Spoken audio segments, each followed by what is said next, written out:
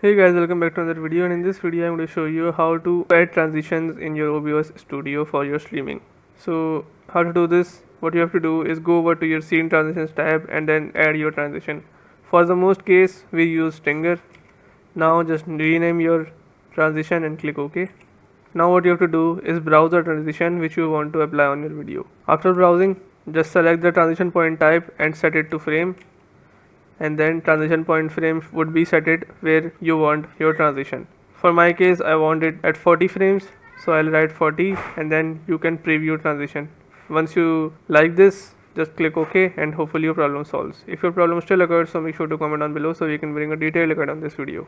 Alright, that's it for today's tutorial.